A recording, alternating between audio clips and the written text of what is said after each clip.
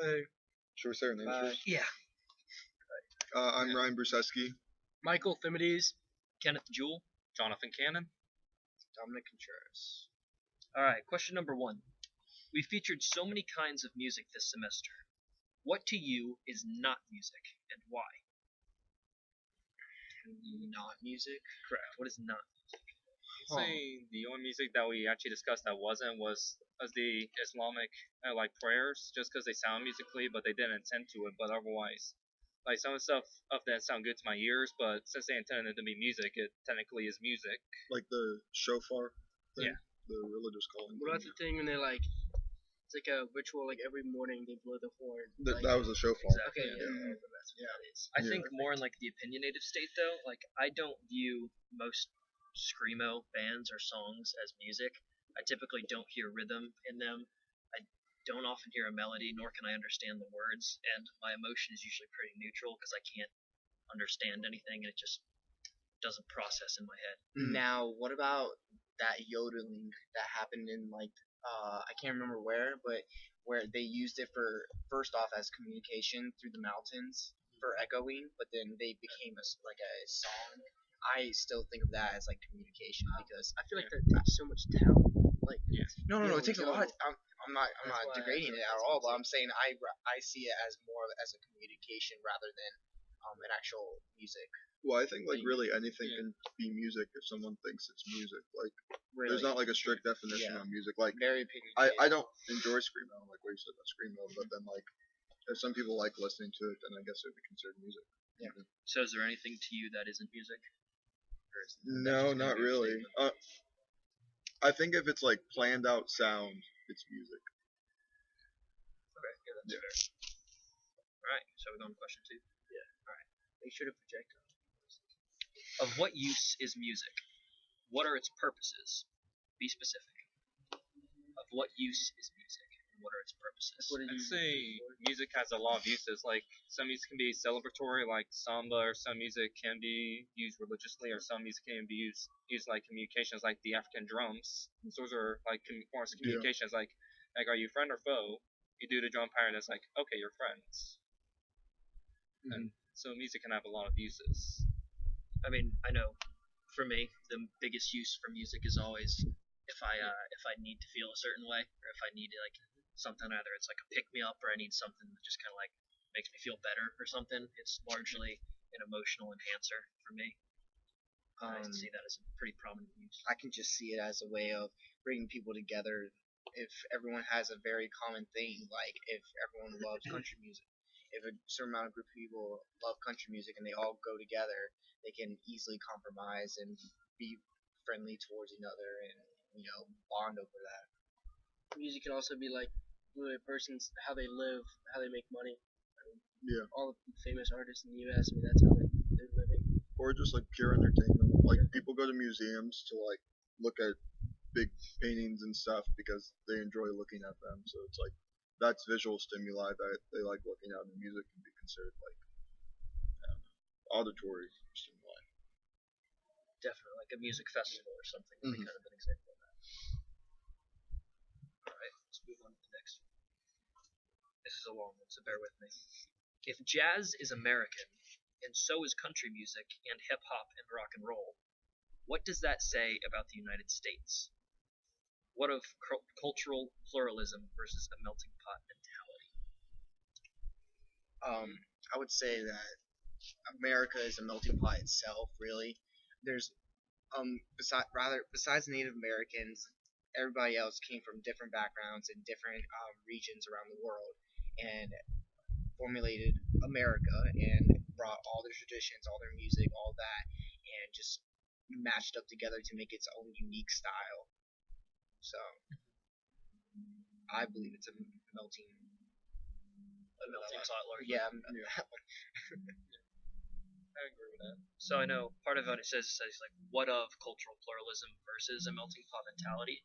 Obviously, cultural pluralism is just the fact that the United States has so many different cultures within it that we're going to have a genre of music that's specified towards like one culture. And like minorities can be represented in like all types of music in America. Like cultural pluralism, I thought meant like minorities not being like shied away from, like their voices are heard. So like examples of like jazz would be like normally like jazz and blues would be for like a African American crowd. So like that was a minority at one time in America. True. Number 4. What common traits does American music share with musics from other parts of the world? What common traits does American music share?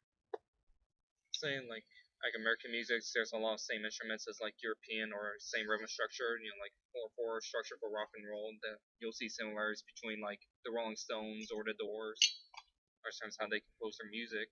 It's kind of like same rock and roll style. Also like American like rock and roll similar to Europe that way. I mean, I feel like America is just like I don't know what the word. But they've used all the other countries, all other continents' music, and kind of formed it into like everything. I think like that would we be have the now. melting pot. Yeah, like a exactly. melting pot. Like I think we hold aspects of every country and all around the world and everything. I mean, on top of that too, since the internet's here now and everyone's able to listen in to everybody else's music, you're seeing some countries actually um, popularize some of our music as Americans, like country music in Australia. It's getting really big over there, and just mainly because of their lifestyle and how our lifestyle is over here. I mean, considering our country is much younger than a lot of like European Yeah, nations, exactly. we just would naturally receive influence from The babies. countries on the other side of the pond. Hip hop now is surely a globally accessed genre, but how is it still inherently American? Hip hop. How is it still inherently American? I mean, I'd say it has a lot of origins in America still, between all the original artists and just simply spread out to the other countries. Is what we trace back far enough, you'll see like the original guys are in America. I feel like hip hop also has like so many subgenres. Like hip hop is such like a broad category. Like so many young people listen to hip hop. That could be like rap. That could be like some Miley Cyrus stuff, or like I mean I don't like boy bands. Like that's all like hip hop, and just I mean Yeah, and then even talking about like even in other genres, there's still some forms of hip hop. Like there's country hip hop, there's rock and roll hip hop. Like there's so many other versions of hip hop in different genres that you can't really just narrow it down to saying this is that. But I think like early rap was like largely based off of like voicing struggles. So like living in an urban neighborhood, like talking about poverty and stuff. And I think like people share struggles all around the world. So I don't know if like hip hop can really be said as like what do you say inherently American, yeah. Because struggles like are similar all over the world. Everywhere. What does country music offer listeners that other genres cannot? Be specific, support your argument logically. A lot of emphasis on the word logically. Alright. Just specific interests. So like specifically like country music can talk about interests of like a specific crowd. Like I don't know. Country music is mainly about just as we said in class earlier, country music sometimes takes us back, lets us go into like a little happy thoughts and just try to shy away from the realistic problems that we have today and just lay back and relax and think of the good times that you've had and just try to go through life happy and take it one step at a time. And also country music, it's a way to basically let people know how some people's lives are and their struggles with certain dilemmas in today's political whatever. So I know something I see is like when talking about hip hop, kind of we're talking about like the struggles that it can almost kind of identify with. But I feel like country kind of can focus on the struggles pertaining to people that live in rural areas, and I don't think other genres offer that nearly as much as country can. whereas Right.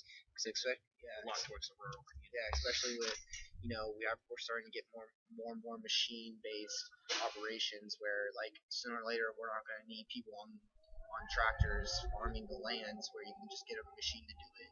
They're going to start running out of jobs, and that's going to be a major struggle for them. So that's kind of how I see that. We have explored so many religious and spiritual musics. What are some common threads which connect them between religious and spiritual musics? Religion and spiritual music. Yeah, religious slash spiritual music. Well, I think like one religion can be represented in the music of like a ton of different cultures. So like, for example, like Christian music can be anywhere. Like Christianity is spread throughout the United States, throughout Europe, throughout South America. So you can hear a song about like the same principles of maybe Christianity in Spanish or Mandarin or Portuguese or whatever. So Right. Because obviously, I mean, there are so many denominations of Christianity as is that it's all going to pertain to them in one way or another. Any other common threads which connect them? Any other ideas that come to mind? I do know of Christian rock band called Casting Crowns, where they basically relate to the problems with the younger generations learning less and less about religion and how it's like taking them away from God and whatnot. And they're trying to get the younger ones to start realizing that God's very important in their lives and we have to bring them back to it. So I guess you could say how that kind of relates.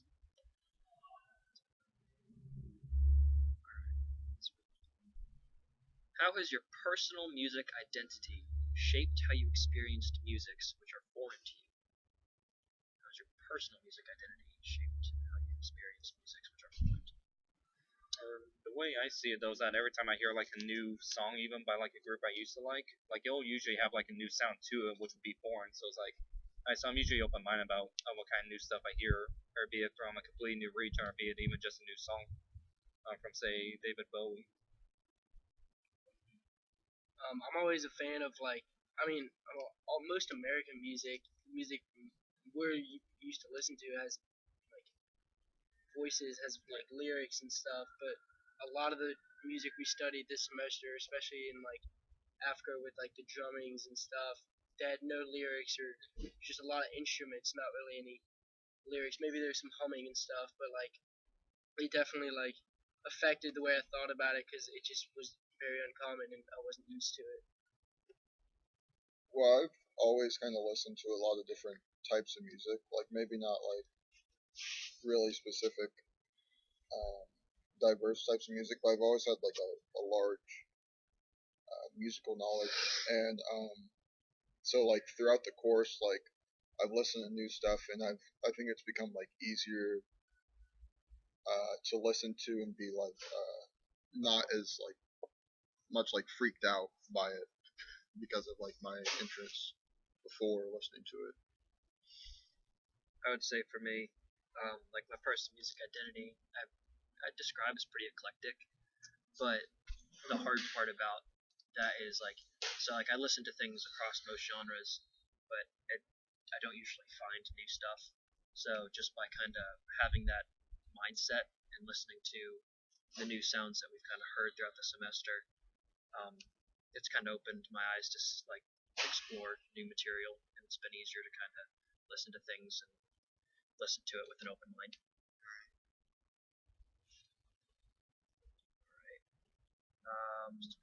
With what non-American music tradition did you connect this semester?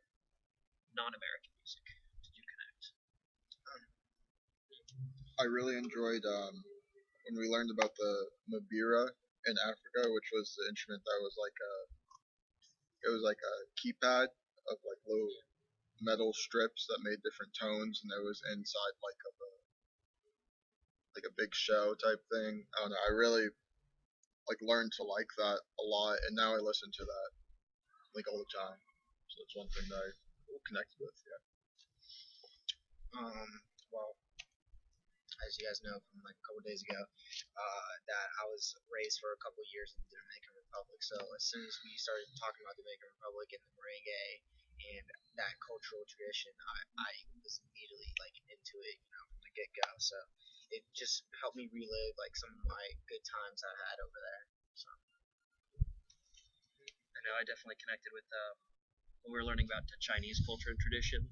The one instrument that like really stuck out to me that I enjoyed the sound of a lot was the erhu, which is I think it was like only like a single string instrument, kind of played like an inverted violin, and it made like just a sound that I'd never heard before. And I went back and right when I got home back to my dorm, I started listening to the erhu played in different ways, like alongside other Chinese instruments like the DZ and other things like that. It was just I don't know, that culture was so foreign to me. I'd never listened to it before. That when I first heard it, I thought it was really cool. I still listen to that. So the one I really connected with was the Indian raga. Just that's because like I could immediately tell like in a clear story arc between the slow build up into the climax, and also I enjoyed like just as the sounds of the sitar itself. So that's one I really enjoyed. Yeah. All right. This is the final question.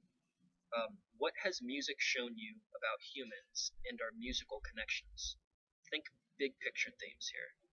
So, what has music shown you about humans and our musical connections? well, we're very creative. There's so many things we can use as sounds and I mean you can do so much with music in such many ways. You can inflict emotions, and that's the whole main idea about music is entertainment. Entertainment's about inflicting emotions, trying to get people aroused and excited for when their song comes on and whatnot. And I mean, it's it's just a way to express yourselves, really.